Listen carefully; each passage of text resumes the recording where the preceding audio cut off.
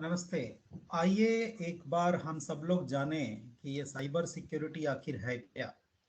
Cyber security के बारे में जानना इसलिए जरूरी है कि हम लोग सब लोग आजकल मोबाइल है, इंटरनेट का उपयोग, बहुत सारे वेबसाइट्स का उपयोग बहुत करते हैं। और जब इन सब वेबसाइट और एप्लीकेशंस को यूज करते हैं तो हम लोग अपना पासवर्ड भी डालते हैं, बहुत सारा डेटा अपलोड करते हैं। तो ये साइबर थ्रेट, साइबर क्राइम और साइबर अटैक, हैकिंग वगैरह इतना इतना चैलेंज हो गया, इतना खतरा हो गया है कि हमारे डेटा, हमारे पैसे और ये सब चीजों को रिस्क में डालता है। तो जरा समझते हैं बहुत ही आसान शब्दों में कि ये साइबर सिक्योरिटी आखिर है क्या। हम अपने कंप्यूटर्स को, सर्वर्स को, जहां पर हमारे कंप्यूटर्स कनेक्टेड हैं, मोबाइल डिवाइसेस कनेक्टेड हैं, बहुत सारे इलेक्ट्रॉनिक सिस्टम्स हैं, जिस नेटवर्क में बहुत सारे कंप्यूटर्स, लैपटॉप सब कनेक्टेड हैं, हमारे डेटा हैं, उन सबको मैलिशियस अटैक, जो अनवांटेड अटैक होता है, जो थ्रेट होता है, जो दुर्भावनावश या जो साइबर क्रिमिनल जो लोग होते हैं, साइबर थेफ्ट जो करने वाले लोग होते हैं, उनसे हम अपने डेटा को और हमारे मोबाइल और कंप्यूटर्स को प्रोटेक्ट करने का नाम का से साइबर सिक्योरिटी है। इसको हम इलेक्ट्रॉनिक इंफॉर्मेशन सिक्योरिटी भी बोलते हैं, क्योंकि यदि हम साइबर स्पेस में काम करते हैं तो बेसिकली इंफॉर्मेशन के साथ वर्क करते हैं। तो हमारा इंफॉर्मेशन कितना सिक्योर है और उसको हम इलेक्ट्रॉनिकली कैसे सिक्योर कर सकते हैं, उसको बोलते हैं इलेक्ट्रॉनिक इंफॉर्मेशन सिक्योरिटी, जिसका नाम साइबर सिक्योरिटी भी है। तो ये अलग अलग लेवल पे साइबर सिक्योरिटी दिया जाता है।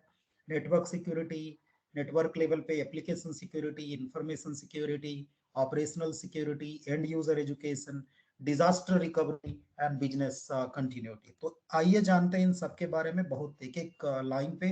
नेटवर्क सिक्योरिटी, जैसे कि हम जानते हैं कि बहुत सारे कंप्यूटर्स हमारे नेटवर्क में जुड़े रहते हैं, तो उन सारे नेटवर्क में जो कंप्यूटर्स कनेक्टेड हैं, यदि कोई इंट्रूडर है, यदि कोई पर्सन जो अनऑथेंटिकेटेड पर्सन है, वो इंट्रूड करना चाहता है और डेटा को ब्रीच करना चाहता है, पर्सनल इंफॉर्मेशन को चुराना चाहता है, तो उससे बचाने के लिए पूरे नेटवर्क को हम सिक्योरिटी प्रोवाइड करते हैं, जिसका नाम है नेटवर्क सिक्योरिटी। उसी तरीके से जब हम बहुत सारे सॉफ्टवेयर और डिवाइसेस यूज करते हैं, गजेट्स, एप्लीकेशंस यूज करते हैं, तो उन सॉफ्टवेयर के थ्रू भी हमारा डेटा की ब्रीचिंग हो सकती है, डेटा को हमारा चुराया जा सकता है। तो उसको बचाने के लिए जो सिक्योरिटी यूज करते हैं उसको हम बोलते हैं एप्लीकेशन सिक्योरिटी। इंफॉर्मेशन सिक्योरिटी, जहां पर हमारा जो डेटा है उसकी इंटीग्रिटी बने रहे, उसको कोई चुरा ना पाए, वो प्राइवेट डेटा प्राइवेट बना रहे, सेफ रहे, जहां हमारा डेटा है वहां पर सेफ रहे। और ये हम डेटा को भेज रहे हैं एक जगह से दूसरे जगह, तो जो ट्रांजेक्शन हो रहा है उस ट्रांजेक्शन में भी डेटा हमारी सिक्योर रहे, उसको कोई चुरा ना सके। ऑपरेशनल सिक्योरिटी, बहुत सारे जो डिसीजन होते हैं, प्रोसेस होते हैं डेटा हैंडलिंग में, हम अलग अलग टाइप से ऑपरेशंस करते रहते हैं डेटा के साथ में, ट्रांजेक्शन में। तो उन ऑपरेशंस में भी बहुत बड़ा रिस्क होता है। तो उन ऑपरेशन को भी हम सिक्योर कैसा कर सकें, उसके लिए ऑपरेशनल सिक्योरिटी होता है।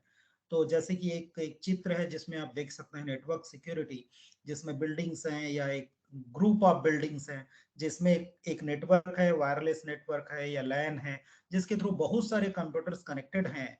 और एक जो इंट्रूडर है, जो जो व्यक्ति है जो अटैक करना चाहता है, वो पूरे नेटवर्क को डैमेज कर सकता है यदि वो अंदर घुस गया तो हम कैसे सिक्योरिटी प्रोवाइड करें, कैसे प्रदान करें, इसका नाम है नेटवर्क सिक्योरिटी। तो उसके लिए बहुत सारे सॉल्यूशंस आ रहे हैं।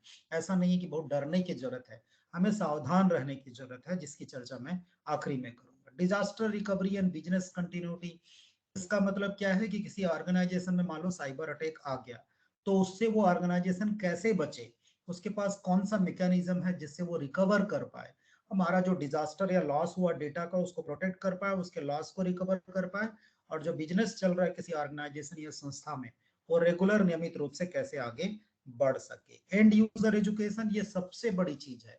हम जो यूजर्स हैं उसको बताना पड़ेगा भाई कि इस तरीके से जो अनजान ईमेल आते हैं, अनजान जो डाउनलोड लिंक आते हैं, या कुछ भी यूएसबी प्लगइन चीजें हैं, जो उसमें कोई भी प्लगइन मत करिए, कोई भी चीजों को अनजान व्यक्ति से दिया था उसको ओपन मत करिए, लिंक ओपन मत करिए, डाउनलोड मत करिए।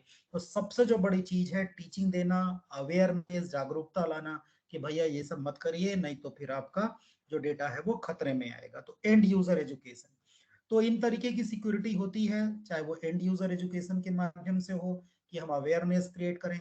एप्लीकेशन सिक्योरिटी के बारे में बताया, information security, network security, operational security, internet security. यदि हम इंटरनेट को सब लोग यूज करते हैं, यदि इंटरनेट ही सेफ नहीं रहा तो इंटरनेट प्रोटोकॉल्स जो होते हैं उनको भी सेव करना पड़ता है। तो जब हम जिस इंटरनेट से कनेक्टेड हैं वो हमारा कोई थ्रेड प्रोवाइड ना कर रहा है। यदि मान लो हमने एक वाईफाई नेटवर्क में काम कर रहे हैं और वाईफाई नेटवर्क में कोई भी वाईफाई नेटवर्क मिले और हमें पता ही नहीं कि सेफ या सिक्योर है कि ना, और हम अपने मोबाइल डिवाइसेस को कनेक्ट कर दिए, तो हो सकता है जो वाईफाई नेटवर्क है हमारे डेटा को एक्सेस कर ले और हमारे डेटा को चुरा ले। आईसीटी इंफॉर्मेशन कम्युनिकेशन टेक्नोलॉजी के युग में है, चाहे हमारी बैंकिंग सर्विसेज हो, चाहे वो बहुत सारे ट्रांजेक्शन हो, वो आईसीटी से कनेक्टेड होते हैं। तो एक बहुत बड़ा थ्रेट होता है जिसको प्रोटेक्ट करने का काम आईसीटी सिक्योरिटी है। आईओटी सिक्योरिटी, आजकल हम आईओटी डिवाइसेस यूज करते हैं, तो इन आईओटी डिवाइसेस को कैसे सिक्योर करें, इसका नाम है आईओटी सिक्योरिटी। जहां तक स्केल की बात है, कितना भयानक रूप है इसके बारे में हम सोच भी नहीं सकते। इतने नंबर ऑफ ब्रीचेस हर साल बढ़ रहे हैं, और खासकर जो मेडिकल सर्विसेज हैं, जो रिटेल सर्विसेज और खासकर पब्लिक एंटिटीज हैं, फाइनेंशियल सर्विसेज हैं, इसमें सबसे ज्यादा ब्रीचेस होते हैं।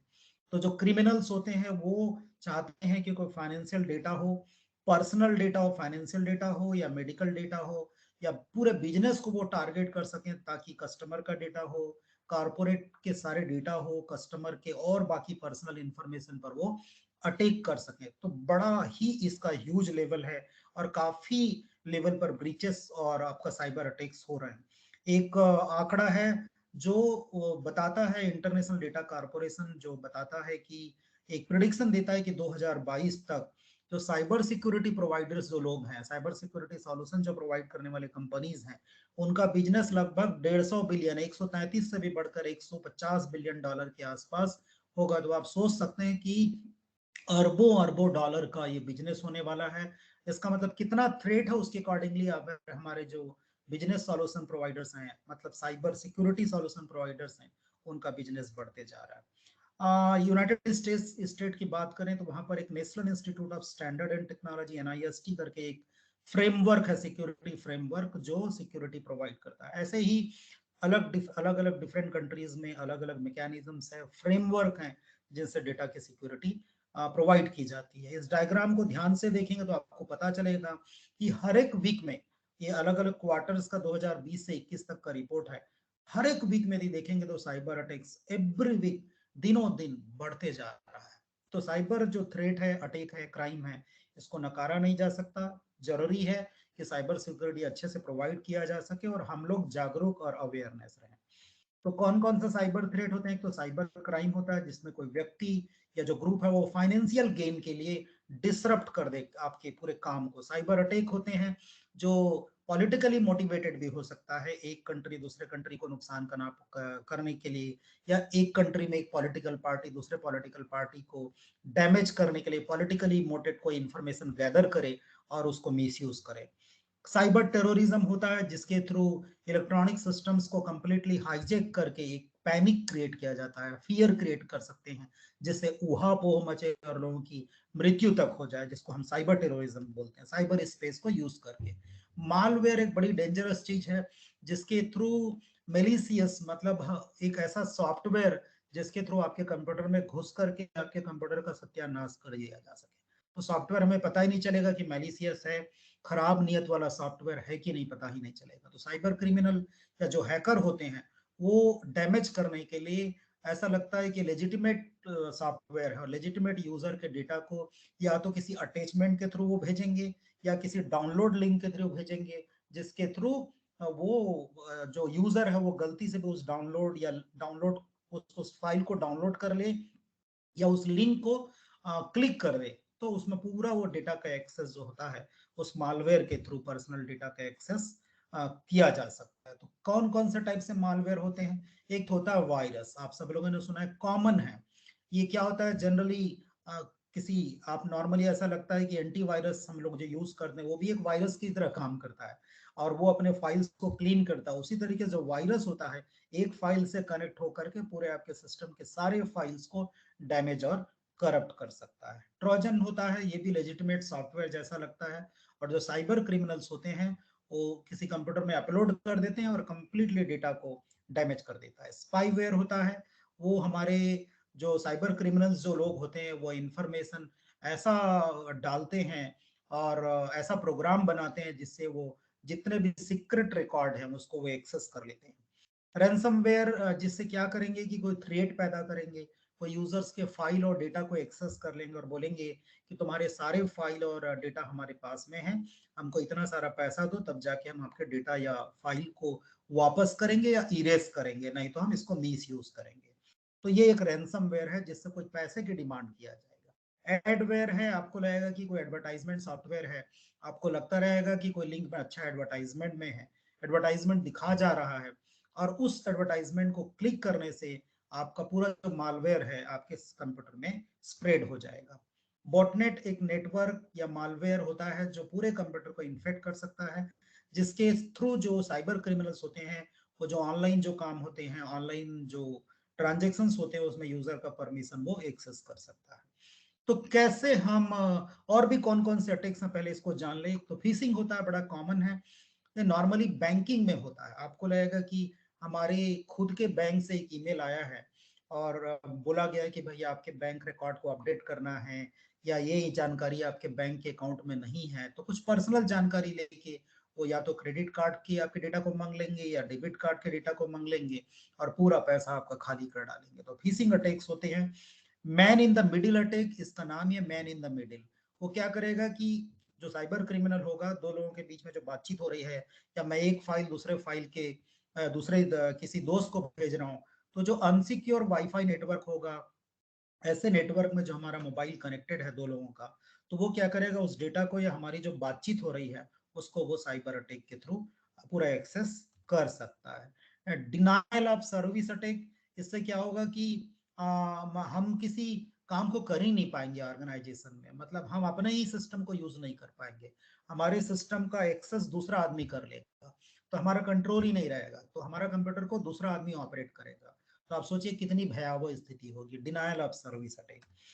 सो कैसे हम इन सब साइबर थ्रेट, साइबर अटैक और साइबर क्राइम से बच सकें, कुछ सेफ्टी टिप्स हैं जिसके बारे में जाने। पहला तो ये है, कोई भी जो सॉफ्टवेयर या ऑपरेटिंग सिस्टम हम यूज करते हैं, ऑथेंटिकेटेड ऑपरेटिंग सिस्टम, विंडोज 10 11 जो भी है, तो उसका जो रेगुलर अपडेट्स आता है उसको हम रेगुलरली इंस्टॉल करें, अपडेट करें। ऐसा इसलिए जरूरी है कि जो थ्रेड्स आते रहते हैं उस थ्रेड्स के अगेंस्ट वो अपडेट्स एक्चुअली आते रहते हैं, जिस थ्रेड्स के अगेंस्ट हमें सिक्योरिटी प्रोवाइड कर सके। तो इसलिए जो अपडेट्स ऑपरेटिंग सिस्टम या जो सॉफ्टवेयर हम लोग यूज करते रहते हैं उसके अपडेट्स जो आते हैं उसको हम रेगुलरली अपडेट करते रहें। एंटीवायरस सॉफ्टवेयर, अच्छा से एंटीवायरस सॉफ्टवेयर यूज करें जिसका काम होता है न केवल डिटेक्ट करना किसी थ्रेट को बल्कि उसको वो रिमूव भी कर सकता है। और सबसे जो बड़ी चीज है, हम लोग साइबर वर्ल्ड में काम करते हैं, सबके सब इतने सारे पासवर्ड रहते हैं कंप्यूटर में काम करने के लिए, इतने वेबसाइट एक्सेस करने के लिए मोबाइल में पासवर्ड है, तो पासवर्ड ऐसा चयन करें जो बहुत स्ट्रांग है, जिसको कोई गेस ही ना कर पाए। मतलब आपका नाम नहीं होना चाहिए, आपका डेट ऑफ बर्थ नहीं होना चाहिए, आपका प्लेस का नाम नहीं होना चाहिए, आपका रिलेटिव का नाम नहीं होना चाहिए। तो ऐसा कुछ पासवर्ड बनाए जिसको कोई गेस करने में भी मतलब उसके पसीने निकल जाए, वो गेस ही ना कर पाए। और अदरवाइज पासवर्ड बहुत कॉमन तरीका है जिसको हैक किया जा सकता है। कोई भी ईमेल अटैचमेंट आता है अननोन आदमी से, उस ईमेल अटैचमेंट को गलती से ओपन मत करें। कोई भी डाउनलोड लिंक आता है, उस डाउनलोड लिंक को गलती से भी डाउनलोड करने का, क्लिक करने का ट्राई नहीं करें। कोई भी अननोन सेंटर से, कोई अनफेमिलियर वेबसाइट से आपको कोई लिंक्स आता है, वो जनरली एक कॉमन मालवेयर है जिसको लोग क्लिक कर जाते हैं। आपको लगता है कि कैसे पता चलेगा कि अननोन व्यक्ति है, तो ये देखें कि वो जैसे gmail.com है या कोई पर्टिकुलर जो उसका जो URL है, कौन से वेब से आया है, कौन सा उसका ईमेल एड्रेस है, उसको जरूर चेक करें। लगेगा कि ये तो ऑथेंटिकेटेड इंस्टीट्यूट से आया है, तो एक बार सोच सकते हैं। तो इस तरीके से ये पहचानना बहुत जरूरी है कि ये यूजर जो है अननोन है, नोन है, अनऑथेंटिकेटेड है। तो गलती से भी जहां डाउट है उसको ओपन ना करें, क्लिक ना करें। और जो भी वाईफाई नेटवर्क में हम लोग अपने मोबाइल डिवाइसेस को तुरंत कनेक्ट कर लेते हैं, तो ये जब तक ना जाने कि भैया कि ये जो वाईफाई नेटवर्क है सिक्योर है, मुझे पता है कि मैं एयरपोर्ट में हूँ, ये सिक्योर्ड है, यहाँ कोई दिक्कत नहीं, तो ऐसे जगह ही यूज करें। बाकी कहीं पर भी फ्री में वाईफाई अवेलेबल है, भैया ये पासवर्ड है, तो उसको तुरंत कनेक्ट करने का ट्राई मत करिए।